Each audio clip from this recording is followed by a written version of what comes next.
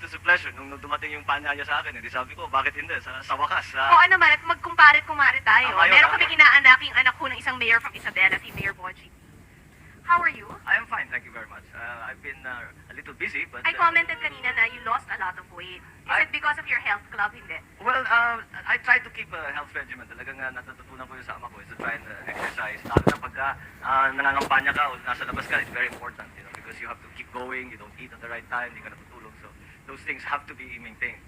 Speaking of your father, what was President Marcos like as a father growing up? Kasi how old were you when he was elected, Vale? Yung unang birthday ko sa palasyo was 8. 8 years old. So actually all of your teenage years, All of my teenage years and including your 20s. most of my 20s, Oo. mga 28 na kami nung umalis. So that was a long time. Yeah, Was he a disciplinarian? Well, hindi naman sa disciplinarian in the sense that he would make very clear kung anong hinahanap niya sa inyo, what he expects from you, and he would make it very clear if you did not live up to the standards that he put, that medyo masama ang loob niya sa'yo. In terms of actual pure discipline, yung pumapalo or something like that, hindi naman gano. Yung mommy mo, Mami ko masyadong Yes. hindi, masyadong mabait yun. She cannot even, she would just, siguro pag hindi na niya matiis yung frustration, iiyak na lang yun. Pero in terms of actual beating, as the Yes. English call it, I was beaten more in my school in England than I ever was by my parents. but when you were studying here, nasa Lasal ka, Lasal di ba? Green Hills, yes. How was it? Was it a problem dahil marami kang bodyguards? Were the other boys ilang? Medyo aloof ba sila sa'yo? Well, I'm sure nadaanan mo rin yun. Of course. Hindi, pero ako high school na, so medyo iba na yung ano doon. Kasi kung bata naman, yung mga ganong edad, hindi pa masyadong naiisip, natutuwa lang sila. May mga baril ba yan? May mga ano, yan lang naman ang tinatanong. But madaling makalimutan yan. Basta't mga bata, nakikita mo, magsasama-sama, maglalaro yan.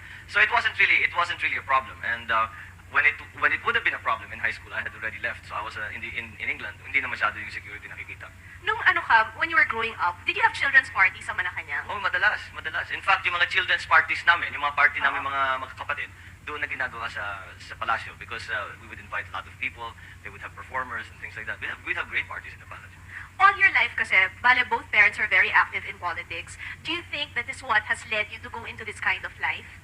Oh, hindi mo maiiwasan. There is no way. The only way you can explain my having entered politics is definitely because of how my father really that he even said it in his when he was still alive that he would say, I have committed not only myself to the work that I have done. I have not committed only my person, but my wife and my family too. And the time will come when you will find that you have no choice.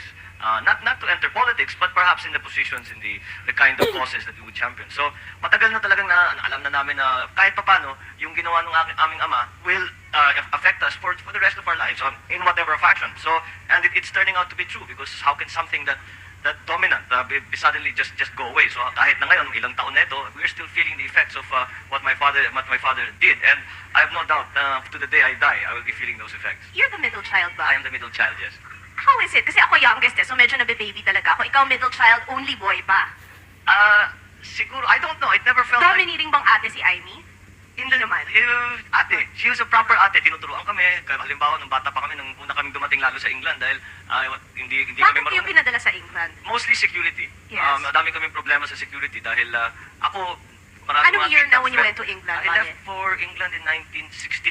My first, no, 70 was my first year there. And then, you stayed there until when? I stayed there for almost 10 years until I left for University of Philadelphia, Pennsylvania. Nag-warden ka, Yeah, diba? that's when So, I went to Wharton. Yeah. do you feel na those 10 years helped you a lot? Kasi at least, medyo ordinaryo kang citizen. in England.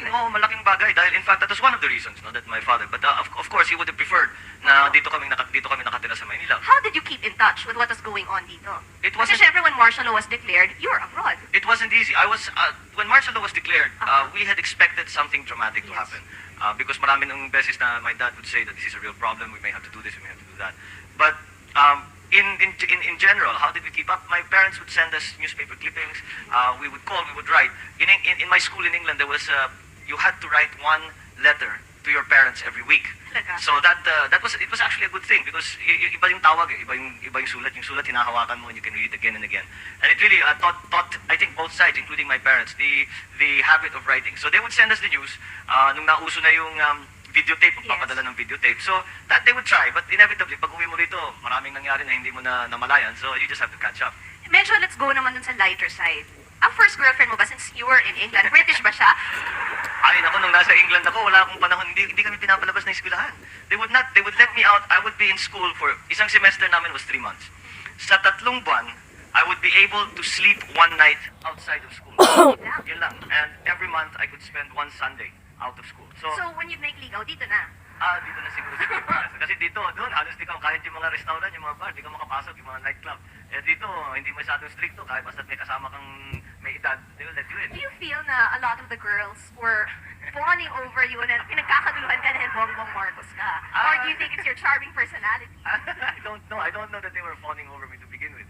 I don't know kung bakit lahat ng tao ang kanilang impression sa akin na the women were fawning over me. Believe me, there were times when I would be calling, trying to get a date, and I couldn't get a date. Why suddenly this image of women fawning all over me? But I don't know. I think yung you tell me if I'm right. Yung pagganap ng presidente, that last mga 5-10 minutes, unless may complex na talaga yung tao, yung talagang galit sa'yo dahil anak ka ng presidente, wala ka na magagawa. But karamihan naman ng mga tao, pagka nakausap mo na, after 5-10 minutes, wala na, that's over.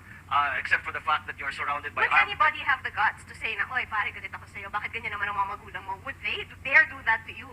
Hindi naman. Meron makikriticize sila pero hindi yung galit ako sa'yo. Sasabihin, bakit naman ganyan? Alam mo yung tao, hindi ganyan dapat, hindi tama ang ginagawa, hindi ganyan ang tingin sa ginagawa ninyo, etc. etc. So, inevitably, that would happen. Kasi naman, if you have good friends, they will tell you what they believe to be the best. Pagka naman sa tingin nila, it's a criticism that is not merely not mischievous or naninira lang, then that's valid and you just accept it. How would you react about the criticism hurled at your parents through the press and through the mass media? But before you answer that, we're going to pause for